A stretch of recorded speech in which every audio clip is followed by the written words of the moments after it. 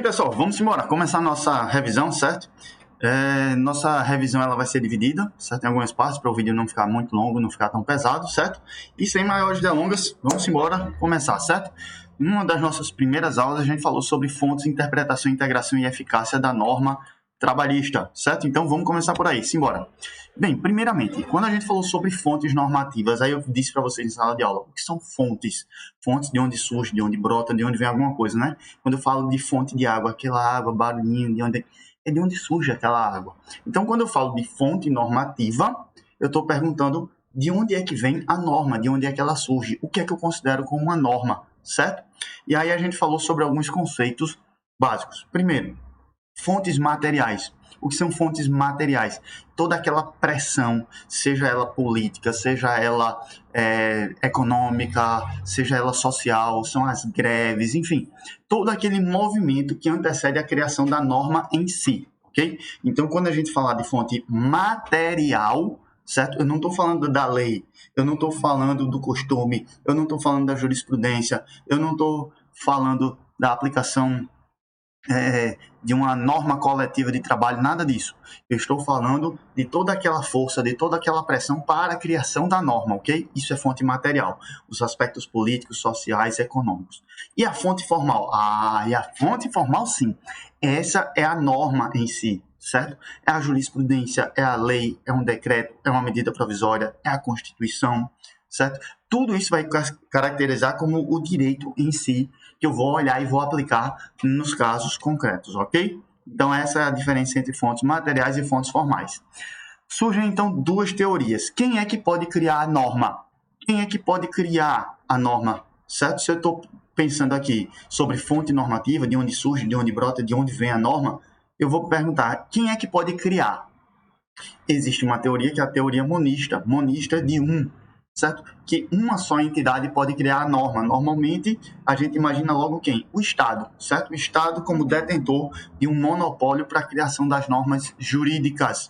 E a teoria pluralista, se contrapondo aí, certo? A teoria pluralista vai falar em uma pluralidade, de uma gama maior, em um número maior de pessoas que podem criar as normas jurídicas. Nosso ordenamento adota a teoria pluralista, ou seja, não é só o Estado que cria normas, certo? Nós temos o Executivo criando normas, o Legislativo e o Judiciário, mas nós temos também a própria sociedade criando normas. Quando a gente tem os costumes, certo? Nós temos também as normas coletivas de trabalho que a gente falou, certo? Quando os sindicatos se juntam para criar uma norma coletiva de trabalho. É norma jurídica? É o Estado que está criando? Não.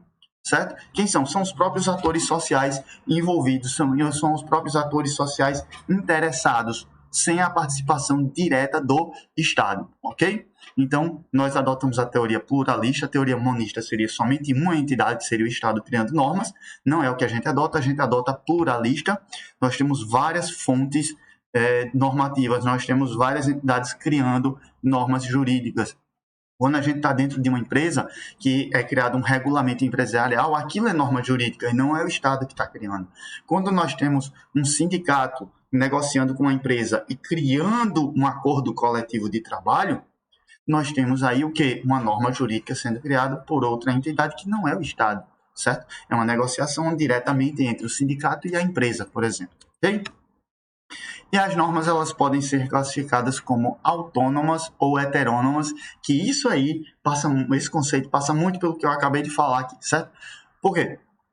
Existe a norma heterônoma, que é um terceiro que cria a norma e impõe, certo? Então, quando se cria uma lei, o Poder Legislativo, junto com o Executivo, vão lá, criam uma lei, vai ser aplicada, e ela não chega para mim para perguntar assim, ei, Rodrigo, e aí, tá gostando dessa lei? Não, é criada essa norma, eles discutem para lá, para Brasília, certo? E criam uma norma jurídica que vai ser aplicada indistintamente para todo mundo, certo? Essa norma é imposta por um terceiro. Então, se eu tenho um empregado e um empregador, eles não participaram diretamente da criação da lei, mas eles têm que cumprir a lei, certo? Essa lei vem de fora, é uma lei heterônoma, certo? Não foram eles mesmos que criaram. Já as autônomas, as normas autônomas são aquelas criadas pelos próprios interessados. Exemplo, quando eu tenho o sindicato negociando com uma empresa ou um sindicato negociando com outro sindicato, criando aí um acordo coletivo ou uma convenção coletiva de trabalho, respectivamente, certo? Nesse caso, eu não tenho uma norma imposta por um terceiro, eu tenho uma norma criada pelos próprios agentes sociais, os próprios destinatários da norma que estão criando a norma. Exemplo, costume, certo? Costume, a própria sociedade vai se portando daquela forma no tempo, certo? Imagina que a conduta é obrigatória, acaba surgindo a norma e não é imposta por um terceiro. São os próprios atores sociais que vão internalizando aquela conduta como sendo obrigatória. Então, seria classificada como autônoma, ok? Então, exemplo de normas heterônomas. Aqui, ó, Constituição Federal, tratados internacionais, leis, atos do Poder Executivo, sentença normativa, jurisprudência, sentença arbitral, certo? Esses aqui são exemplos de normas autônomas, certo? Tudo isso que está aqui agora na tela, tudo isso que está aqui em cima agora, é fonte formal, certo? É a norma em si. Não estou falando daquela pressão, não, estou falando da norma em si. Agora, eu posso dizer que heterônomas são essas daqui. E autônomas, olha, convenções, certo? As convenções, os acordos coletivos, que são negociados pelas próprias partes, os próprios interessados, os usos e os costumes, os regulamentos de empresa e o contrato de trabalho, que são criados pelos próprios destinatários da norma jurídica. Ok? Bem, seguindo o nosso cafezinho. Seguindo, então, lapa de xícara, né? Ó. Só presta assim. Vamos lá. Então, seguindo, certo? Nossas fontes do direito. Nós temos que as leis trabalhistas, elas são encontradas principalmente na CLT, certo? A nossa consolidação, a nossa CLT é a norma que tem a maior parte das normas jurídicas trabalhistas, mas nós temos algumas leis específicas, leis trabalhistas específicas, ok? Que vão sanar, vão resolver, vão regulamentar, vão regular, vão determinar condutas no mundo jurídico, certo? Bem, mas e se essas leis não derem conta, o que é que eu faço? Como é que eu posso resolver o problema? Aí eu estou falando de integração da norma. Eu estou dizendo que quando a minha lei trabalhista não resolve o problema que eu estou diante dele, eu estou diante de um problema jurídico trabalhista, mas a lei trabalhista não resolve, eu vou ter que arrumar uma outra forma de resolver o problema, certo? E aí o artigo 8º vai falar, ó, as autoridades administrativas, certo? Estou falando de justiça, autoridade administrativa. E aí agora sim, Justiça do Trabalho, autoridade judicial. Na falta de disposições legais ou contratuais, disposições específicas trabalhistas, vão decidir, conforme o caso, pela jurisprudência, analogia, equidade, outros princípios e normas gerais do direito, principalmente de direito do trabalho, e ainda de acordo com usos, costumes, direito comparado, mas sempre que nenhum interesse de classe ou particular prevaleça sobre o interesse público. O que é que eu estou dizendo? É que quando tiver a norma trabalhista própria e específica, eu vou aplicar e vou resolver seguindo essa norma. Mas quando eu não tiver uma norma, eu tenho... Porque as coisas acontecem aí no mundo e o legislador não é capaz de antever todas as situações, certo? Então, se eu estou diante de uma situação jurídica, certo? Mas eu não tenho resposta para essa situação jurídica na lei trabalhista, o que é que eu vou fazer? Eu vou atrás da jurisprudência, da analogia, dos costumes, eu vou atrás de princípios gerais do direito, eu vou atrás de me inspirar no direito internacional, o direito comparado, certo? Eu vou pesquisar os usos e os costumes, enfim. São todas essas formas aí que a gente viu uma a uma em sala de aula, certo? Jurisprudência, julgados reiterados dos tribunais. A analogia, eu pego uma lei para uma coisa e aplico para outra, porque existe uma certa semelhança. É o caso lá do digitador. A lei trata do profissional de datilografia. Hoje a gente não tem mais profissionais de datilografia atuando no mercado aí em larga escala, mas nós temos digitadores. Então eu posso pegar e aplicar a norma do descanso do datilógrafo e aplicar para o digitador. Isso é analogia, certo? Direito comparado são normas de outros países, certo? Tudo isso eu posso aplicar para resolver minha questão trabalhista, caso eu não tenha uma lei específica. E detalhe, são as autoridades da justiça e as autoridades também administrativas que podem se valer de todas essas normas jurídicas para resolver o caso concreto, ok? Bem, eu posso também me inspirar, eu posso me socorrer, eu posso buscar normas do direito comum. Qual é o direito comum? Por exemplo, o direito civil. A minha norma principal, qual é aqui para a gente, que interessa para a gente? A CLT. Mas eu posso pegar e me inspirar, posso pegar uma norma do Código Civil para resolver minha situação jurídica, no caso concreto, se a minha legislação trabalhista não resolver. Beleza? Tranquilinho. Vamos seguindo. Adiante. O aspecto criativo da jurisdição, certo? A justiça, quando está julgando um processo, ela cria a norma jurídica que é aplicável para aquele caso concreto. Mas com a reforma trabalhista em 2017, a lei foi alterada e foi criada uma certa limitação, um limite ao exercício da jurisdição. Como assim? Olha o que a lei está dizendo.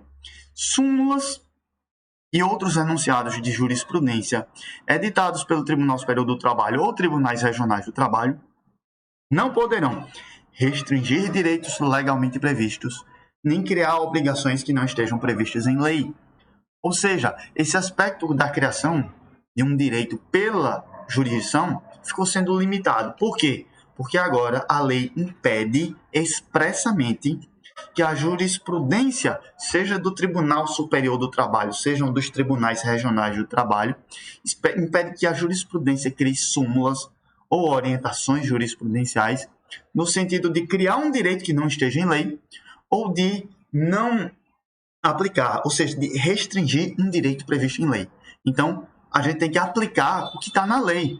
Eu não posso limitar e restringir e deixar de aplicar o que está na lei, como também eu não posso criar um direito simplesmente pela jurisprudência sem nenhum permissivo legal, ok? Isso é o que está, é um texto bastante criticável, mas para efeitos de prova é o que a gente tem que ter em mente, ok? Mais uma linha de café? Vamos lá. Seguindo adiante. A eficácia temporal das normas trabalhistas. A lei, quando ela é criada, ela tem efeito imediato, só que a gente tem que respeitar o quê? O ato jurídico perfeito, a gente tem que respeitar a coisa julgada e a gente tem que respeitar o direito adquirido. Eu coloquei o exemplo aí dessa súmula que trata sobre o aviso prévio. Antes, o aviso prévio era 30 dias, independentemente do tempo que você tivesse na empresa. Você trabalhou um dia na empresa, foi demitido sem justa causa, você tem 30 dias de aviso prévio. Por outro lado, você trabalhava 30 anos numa empresa, era demitido sem justa causa, tinha os mesmos 30 dias de aviso prévio. Veio a lei, essa lei 12.506, em 2011, alterou a sistemática, criando uma proporcionalidade, que diz basicamente o seguinte: quanto mais tempo você trabalha na empresa, maior vai ser o teu aviso prévio em caso de uma demissão imotivada, uma demissão sem justa causa. Então, uma pessoa que tinha menos de um ano de empresa, ela vai ter um aviso prévio de 30 dias. Uma pessoa que tinha 10 anos de empresa, ela vai ter um aviso prévio de 60 dias. Ela tem que ser comunicada com 60 dias de antecedência em relação à demissão, ok? Então, essa proporcionalidade foi criada em um dado momento histórico. E aí? Vai se aplicar a quem? Quem foi admitido antes e demitido antes da criação da norma vai se beneficiar da norma? Não, porque a norma não retroage. Se o cara foi demitido antes da norma, a norma foi de 2011, certo? Se o cara foi demitido em 2010, aplica a norma antiga, 30 dias para todo mundo. Agora, se o cara foi demitido depois dessa data que está aqui, ó, se o cara foi demitido depois dessa data, aí o aviso prévio dele vai ser proporcional ao tempo de serviço. Ou seja, quanto mais tempo de empresa, maior é o aviso prévio. Mas isso eu estou trazendo para você... Eita, barulho! Seguindo. Mas isso eu estou trazendo para você, é você entender que a lei, quando ela entra em vigor... Não sei se está pegando... Tá captando, passou um carro aí, um barulhão, barulheira grande em geral, mas... a gente não se abate por conta disso. A gente pega o cafezinho, segue na luta. Vamos lá. Então, eu trouxe isso aqui para vocês, para ilustrar, para dizer e mostrar certo? Que a norma, quando ela é criada e entra em vigor, e ela começa a produzir os efeitos, ela vale dali em diante, certo? Não vou aplicar para o que passou, porque o que passou, ficou para trás, esquece, certo? Agora eu vou aplicar para todos os acontecimentos dali em diante, certo? Vamos para frente. Quando eu tenho alterações contratuais, eu posso simplesmente chegar e alterar um contrato de trabalho? Bem, eu posso alterar um contrato de trabalho, mas a lei que está aí, aqui em cima, aqui, a lei que está aqui, certo? Ela vai me dizer o seguinte, ela vai dizer que eu posso alterar o contrato de trabalho, pode haver uma alteração contratual, mas essa alteração contratual não pode prejudicar o trabalhador. Se prejudicar o trabalhador, é nula. E outra coisa, tem que ter o consentimento, a aquiescência, a concordância do trabalhador. Então, por exemplo, imaginem vocês, certo? Estudando no período da noite e trabalhando durante o dia. Chega o dono da empresa e diz, a partir de amanhã eu quero que você não trabalhe mais agora à noite, você vai trabalhar durante o dia. Você tem que aceitar a mudança. E essa mudança que você aceita não pode acarretar prejuízo. Aí vamos imaginar que você tem outro emprego durante o dia. Você vai ter que pedir demissão do outro emprego? Ou imagine que você trabalha, estuda durante o dia. Vai ter que sair, deixar de estudar por conta disso? Não. A alteração contratual só é válida mediante consentimento do empregado e desde que não exista prejuízo. Beleza? Sigamos. Só algumas questõezinhas para a gente fechar essa primeira parte, essa primeira abordagem, certo? Vamos lá. Eu escolhi as questões mais pancadinhas para a gente fazer junto aqui agora, certo? A prova, pelo que eu fiz ali, tá muito mais tranquilo do que isso aqui. Treino fácil, jogo duro. Treino duro, jogo fácil. Então vamos treinar pesado aqui, certo? Vamos juntos, vamos lá. Questão CESP agora, concurso desse ano, 2024. Julgue o item a seguir no que se refere aos princípios e fontes do direito do trabalho. Na falta de disposições legais, as autoridades administrativas poderão decidir por analogia ou por equidade, mas não é permitido decidir de acordo com os usos e costumes. E aí? Certo ou errado? Pessoal, é o seguinte, quando a gente tem um problema para resolver, a gente vai atrás da norma, a lei, certo? Específica. Quando a lei não tem a solução, eu vou integrar a norma para resolver o problema de alguma outra forma, certo? As formas que podem ser utilizadas são analogia, equidade, uso e costume também. Olha lá. Aqui, ó. As autoridades administrativas poderão utilizar a analogia, equidade e está aqui também usos e costumes, né?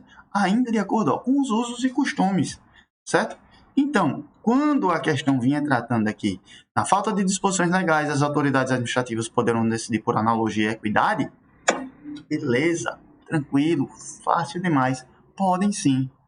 Agora, olha onde vem o erro, mas não é permitido decidir de acordo com os usos e costumes. Então, essa questãozinha aqui, ela está errada, certo? Errada, fácil, mamata. Vamos para a próxima. CESP também 2024. Vamos julgar o item a seguir. A consolidação das leis trabalhistas prevê expressamente que o direito comum será fonte subsidiária do direito do trabalho. Ou seja, a lei trabalhista, ela prevê que quando não puder resolver a situação, eu posso ir para o direito comum para resolver a situação trabalhista. Certo ou errado? Olha lá, vamos lá. O direito, olha lá, parágrafo 1º, bem bonitão. O direito comum será fonte subsidiária do direito do trabalho. Então, isso está lá na CLT, meus amores. Artigo 8º da CLT, parágrafo 1º.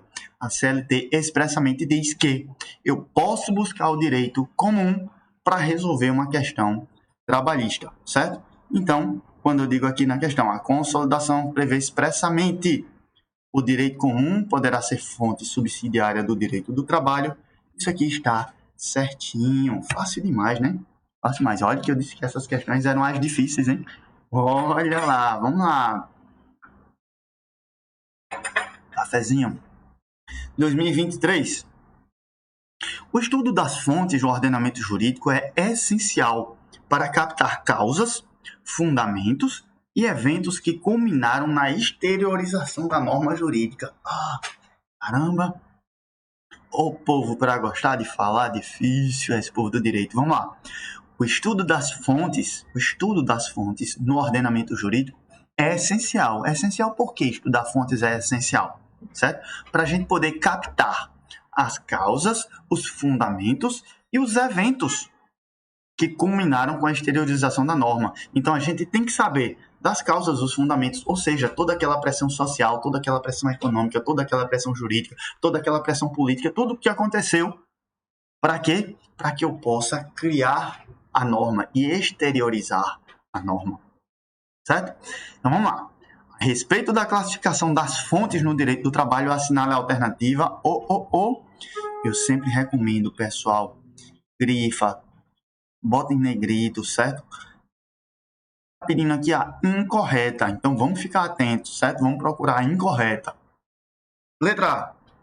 As fontes materiais. O que é fonte material mesmo? Toda aquela pressão, né? Jurídica, econômica, política, social, para a criação da norma. Então, as fontes materiais dividem-se em blocos distintos blocos, diferentes blocos, como, entre outras, as fontes materiais econômicas, sociológicas e políticas. Tá certo? Palmas, certíssimo. As fontes materiais, elas se dividem em blocos, podendo ser econômico, podendo ser político, podendo ser sociológico. Certíssimo. Vamos para a letra B. As fontes formais heterônomas, pausa. O que é uma fonte formal heterônoma? Fonte formal é o direito, né? A exteriorização do direito. E heterônoma é que ela é imposta. A norma ela é imposta por um terceiro. Não são os atores sociais que criam a própria norma. É alguém de fora que vai lá e cria. Certo? Então, vamos lá. As fontes formais heterônomas caracterizam pela imediata participação dos destinatários principais das normas jurídicas na sua produção. Uma convenção coletiva de trabalho. Epa. Olha lá. Como é que eu posso dizer que é uma fonte heterônoma, dizendo que é o destinatário principal que vai criar a norma jurídica? Isso é fonte heterônoma? Não. Não é. Isso é fonte o quê? Autônoma. Os próprios atores sociais criam a norma jurídica. Então, quando eu tenho uma convenção coletiva, eu tenho de um lado o sindicato da categoria profissional, o sindicato dos trabalhadores, de outro lado o sindicato dos empregadores, o sindicato da categoria econômica. Barulhinho. Certo? Então, nós temos os próprios destinatários da norma criando a norma. Isso é uma fonte heterônoma. Uma fonte autônoma e não heterônoma. Então, aqui a gente já tem como errada a assertiva B. Mas vamos olhar as demais. Letra C. A teoria monista. Lembra da teoria monista? Quando a gente tem um ente só criando todas as normas jurídicas. Então, a teoria monista defende que as fontes formais do direito derivam de um único centro de positivação. O Estado. Beleza. É um único só. Nada mais. Ninguém mais. Só um cria a norma. O conceito aí está correto. Lembrando que a questão pede a incorreta. Letra D. Os costumes são exemplo de fonte formal autônoma do direito do trabalho. Não tem nem o que discutir, né? Os próprios atores sociais trabalhando, reagindo, agindo, se portando de acordo com aquela norma que eles entendem que é existente. Se é o próprio ator, fonte A autônoma. Eita! A questão mais lasqueira que a gente colocou foi essa daí para o nosso treino, certo? Eita, cafezinho é bom demais. Questão para concurso de juiz do trabalho agora, no ano passado, 2023. O sentido da palavra fonte relaciona-se com aquilo que origina ou produz. Bonito. No plano jurídico, o estudo das fontes consiste em saber de onde vem o direito e de onde dimana a juridicidade das normas. Blá, blá, blá. Certo? Vamos prosseguindo. Ao examinar a estrutura das fontes formais e materiais do direito, incluídas as fontes do direito do trabalho no sistema jurídico brasileiro, considerando a relação entre o direito objetivo e o direito subjetivo e a estrutura do processo legislativo, é correto afirmar que, pessoal, se a gente apagasse todo esse enunciado, o que era suficiente para a gente aqui para poder resolver essa questão, é correto afirmar que, então, assinale a correta. Vamos lá, as questões, as assertivas. Letra A. Os debates políticos, as discussões sociais e as manifestações públicas da sociedade civil e outras expressões de conteúdo ideológico dos entes sociais constituem fontes materiais, não é fontes formais. Está errado. Fácil, né? Debate político, pressão social, tudo isso aí é o que? É fonte material, não é fonte formal. Letra A a gente já elimina de cara, fácil demais. Letra B. Ah, é?